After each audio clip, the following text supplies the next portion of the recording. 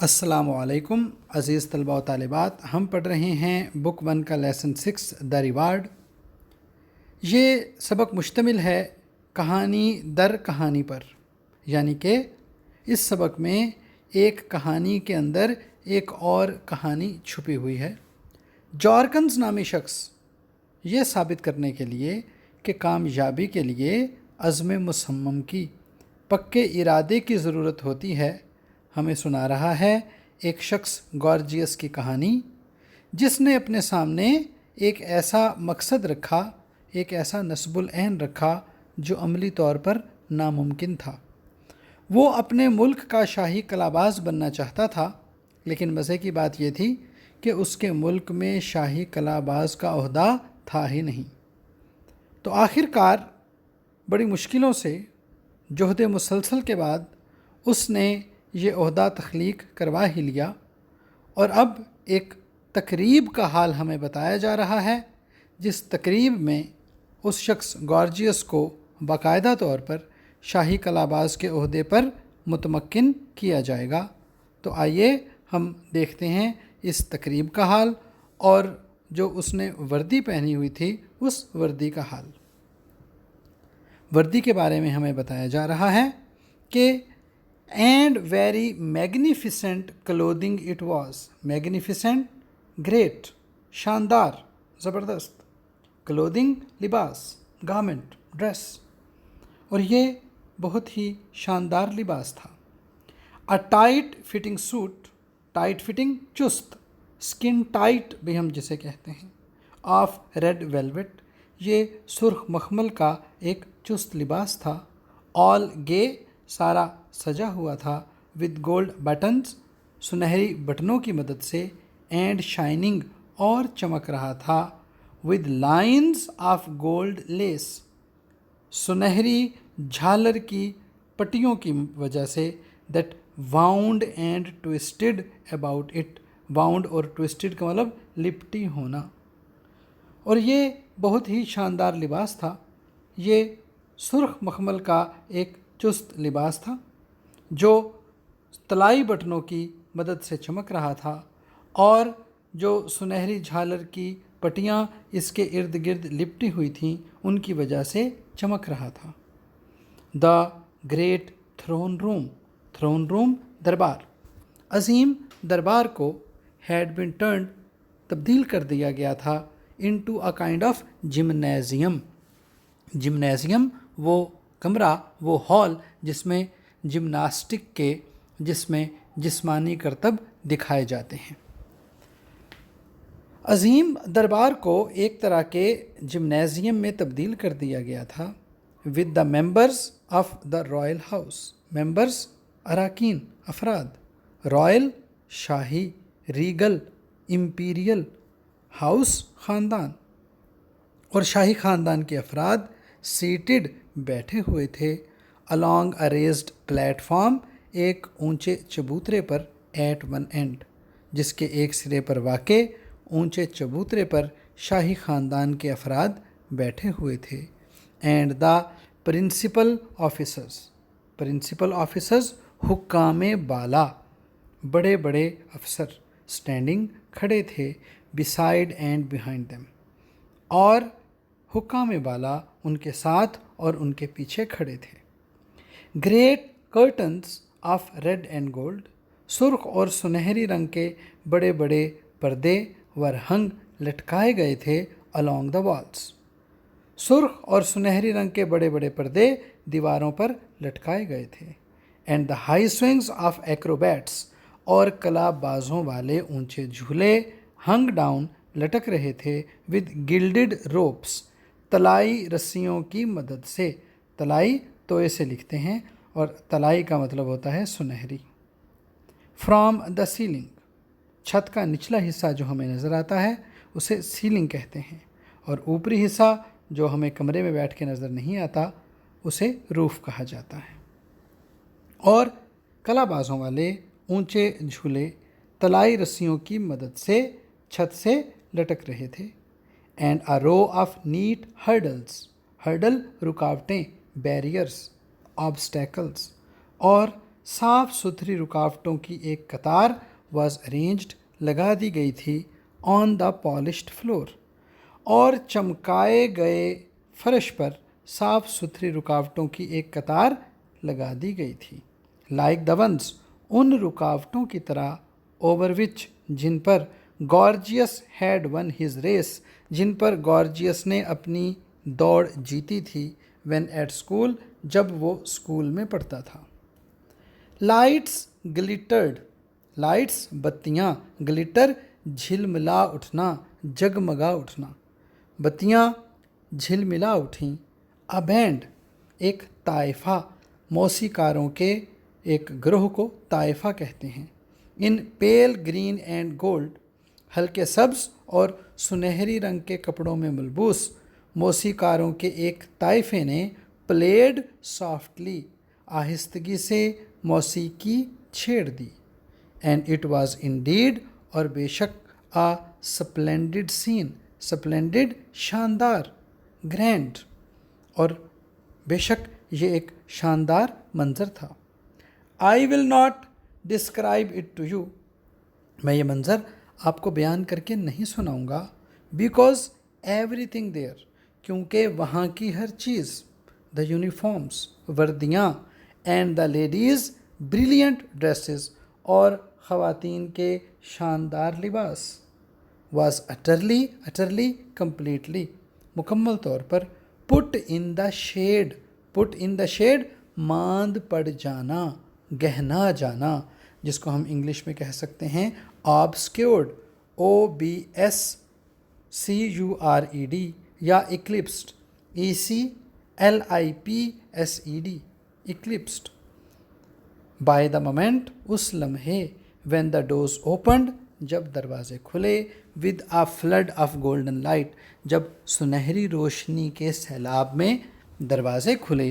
And the old man, اور بوڑھا، in his brilliant uniform, اپنی زرق برق، یعنی کہ اپنی جگمگاتی ہوئی، اپنی شاندار وردی میں، اپیئرڈ، نمودار ہوا، بٹوین دیم، ان کے درمیان، for the crowning of his life's work, crowning, صلہ پانے کے لیے، لائفس ورک، عمر بھر کی محنت کا. میں یہ منظر تمہیں بیان کر کے نہیں سناؤں گا، کیونکہ وہاں کی ہر چیز، یعنی کہ وردیاں اور خواتین کے زرق برق لباس، اس وقت مکمل طور پر گہنا گئے، اس وقت مکمل طور پر ماند پڑ گئے، جس لمحے دروازے کھلے، جس لمحے سنہری روشنی کے سیلاب میں دروازے کھلے، اور شاندار وردی میں ملبوس بوڑھا اپنی عمر بھر کی محنت کا صلہ پانے کے لیے ان کے درمیان نمودار ہوا. ہز وائٹ ہیئر، اس کے سفید بال، and the red uniform of the court acrobat, اور شاہی کلا باز کی سرخ وردی، showed each other off, show off, ایک دوسرے کی خوبصورتی میں اضافہ کرنا، ٹو پرفیکشن، مکمل طور پر. اس کے سفید بال اور شاہی کلا باز کی سرخ وردی ایک دوسرے کی خوبصورتی میں مکمل طور پر اضافہ کر رہے تھے. اینڈ ہز تھن فگر، اور اس کا دبلا پتلا جسم، وورن ود ایج، جو عمر کی وجہ سے خستہ حال ہو چکا تھا. وورن ود ایج کو ہم عمر رسیدہ بھی کہہ سکتے ہیں. واز میڈ، ہو گیا تھا، بن گیا تھا. آل دا مور میلنکولی، میلنکولی، غمگین، افسردہ، sad. By the tight fitting uniform, چست وردی کی وجہ سے، اور اس کا عمر رسیدہ دبلا پتلا جسم اس چست وردی کی وجہ سے اور بھی زیادہ غمگین ہو گیا تھا. ایز دو، گویا کہ، ٹائرڈ، تھکا دیا ہو، بائی ہز لانگ پیشنس، اس کے اتنے لمبے صبر نے، and the work of a lifetime, اور عمر بھر کی محنت نے. ہی واکڈ سلولی، وہ آہستہ آہستہ چلا، in his pointed shoes, pointed, نوکدار، نوکیلے، اپنے نوکدار جوتوں میں، اینڈ لینڈ، اور جھک کر، آن آ گلڈڈ اسٹک، ایک طلائی چھڑی پر.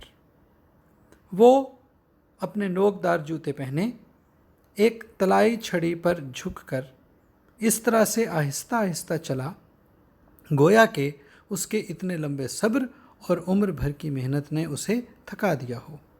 Who came to the hurdles, وہ ان رکاوٹوں کے پاس آیا. That he remembered, جو اسے یاد تھیں. Over which, جن پر once, کسی زمانے میں he had won, وہ حاصل کر چکا تھا. So easy a victory, اتنی آسان فتح. وہ ان رکاوٹوں کے پاس آیا جو اسے یاد تھیں اور جن پر ایک زمانے میں وہ بہت آسان فتح حاصل کر چکا تھا.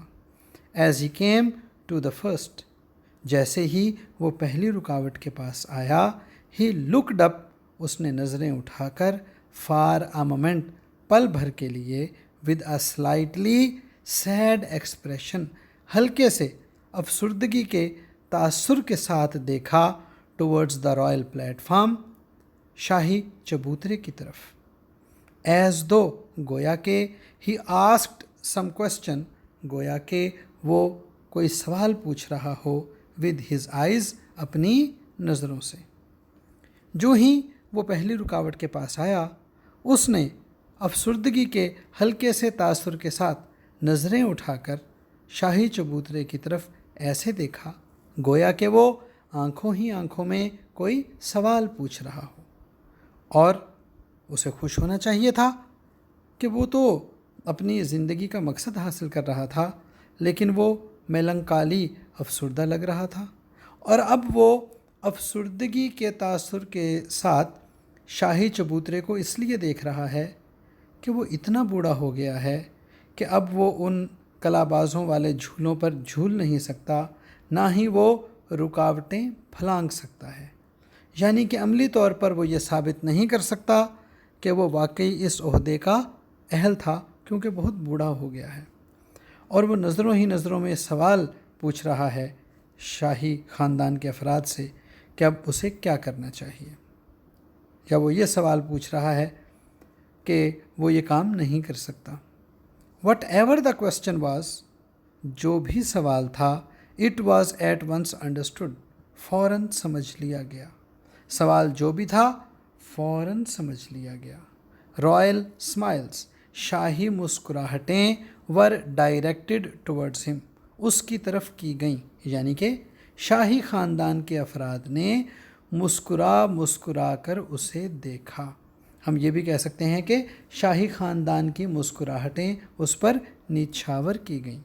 اینڈ جینٹل, اور ہلکی ہلکی, اپلاس, تالیاں, چیئرنگ, بروک آؤٹ, اچانک بجنے لگیں, فرام ایوری ہینڈ, اور ہر کسی نے اچانک آہستہ آہستہ تالیاں بجانی شروع کر دیں. وچ ہی انڈرسٹوڈ ایٹ ونس, وہ یہ بات فوراً سمجھ گیا. جب اس نے افسردگی کے تاثر کے ساتھ شاہی خاندان کی طرف دیکھا کہ وہ یہ رکاوٹیں نہیں پھلانگ سکتا, تو نہ صرف یہ کہ شاہی خاندان کے افراد نے اسے مسکرا کر دیکھا, بلکہ تالیاں بھی بجائیں. اس کا مطلب یہ تھا کہ اسے ان رکاوٹوں پر عملی طور پر پھلانگنے کی یا کرتب دکھانے کی ضرورت نہیں ہے. اور گارجیس بھی یہ بات سمجھ گیا. And the old bent form, bent دوہرا, دوہری کمر والا, خمیدہ بھی جس کو ہم کہہ سکتے ہیں. And the old bent form, اور خمیدہ کمر والا بوڑھا, moved on away from the hurdle, رکاوٹ سے دور ہٹ گیا. ونس, ایک مرتبہ, ہی ریزڈ اے ہینڈ, اس نے ایک ہاتھ اٹھایا, to touch the lowest of the swings, اس سب سے نچلے جھولے کو چھونے کے لیے, دیٹ ور ہنگ, جو لٹک رہا تھا, فرام دا سیلنگ, چھت سے. ایک مرتبہ اس نے چھت سے لٹکتے ہوئے سب سے نچلے جھولے کو چھونے کے لیے ہاتھ اٹھایا. بٹ اگین, لیکن ایک بار پھر, دا اپلاس بروک آؤٹ, تالیاں اچانک بجنے لگیں. اشیورنگ ہم, اسے یقین دلایا گیا, that no actual activity was expected of ہم, کہ اس سے کسی ایکچوئل, اصل, ریئل, کہ اس سے کسی اصل کارروائی کی توقع نہیں کی جا رہی. اینڈ سو, اور اس طرح سے, having made his bows, BOW, اگر اس کا مطلب ہو جھکنا تو اس کا تلفظ ہے bow. And so, having made his bows, لہٰذا جھک کر سلام کرنے کے بعد, he was led to a seat, اسے ایک نشست پر لے جایا گیا. ہز لائفس ایمبیشن, اس کا مقصد حیات اچیوڈ, حاصل ہو چکا تھا. اٹ مسٹ ہیو ٹیکن, اسے لازماً لگ گئے ہوں گے, مور دین 60 ایئرس, 60 سے زیادہ برس, ٹو ڈو اٹ, اسے ایسا کرنے میں لازماً 60 سے زیادہ سال لگ گئے ہوں گے. سنس فرسٹ, جب سے پہلی مرتبہ, ہی کیم آئے, اسے سوجھا تھا, that strange ambition of his, جب سے پہلی مرتبہ یہ نرالا خیال, یہ انوکھا خیال اسے سوجھا تھا, تب سے اسے حاصل کرنے میں اسے لازماً 60 سے زیادہ سال لگ گئے ہوں گے. بٹ ہی ڈیڈ اٹ, لیکن اس نے یہ کر دکھایا. ناٹ مینی, ناٹ مینی کا مطلب ہوتا ہے فیو, بہت ہی کم لوگ. Not many stick to a thing, بہت ہی کم لوگ کسی بات پر ڈٹے رہتے ہیں. فار سو لانگ, اتنی زیادہ دیر تک, بہت کم لوگ کسی بات پر اتنی زیادہ دیر تک ڈٹے رہتے ہیں. اینڈ جاکنس, اور یہ تھی گارجیس کی کہانی, جس سے ثابت ہوا کہ کامیابی کو حاصل کرنے کے لیے صرف ڈٹرمینیشن, پکے ارادے, عزم مصمم کی ضرورت ہوتی ہے. اور یہ کہانی سنانے کے بعد اینڈ جاکنس اٹرڈ اے کوائٹ سائی, اٹر منہ سے کوئی الفاظ نکالنا, ساؤنڈڈ, سائی سوب, اور جارکنس نے آہستگی سے بھرتے ہوئے, سو کلیئرلی, اتنے واضح انداز میں, مورننگ, مورننگ افسوس کرنا, غم کرنا, لمنٹنگ اوور سم لاسٹ ایمبیشن, کسی ایسے گم شدہ مقصد کا افسوس کیا, that himself had given up, جسے وہ خود چھوڑ چکا تھا. دیٹ کہ ناٹ ایون ٹربٹ آسکڈ ہم, حتیٰ کہ ٹربٹ نے بھی اس سے نہ پوچھا, واٹ اٹ واز, کہ اس کا یہ مقصد کیا تھا. اور جارکنس نے خاموشی سے بھر کر اپنے خود ترک کر دیے جانے والے اس فراموش شدہ نصب العین کا اتنے واضح انداز میں افسوس کیا کہ ٹربٹ نے بھی اس سے نہ پوچھا کہ اس کا وہ نصب العین کیا تھا. تو پیارے بچوں, اس کہانی سے ہمیں نتیجہ ملتا ہے, slow and steady wins the race. تو پیارے بچوں, اس کہانی کا اختتام ہوا. اگلی کہانی تک, اگلے لیسن تک اجازت دیجیے. خدا حافظ.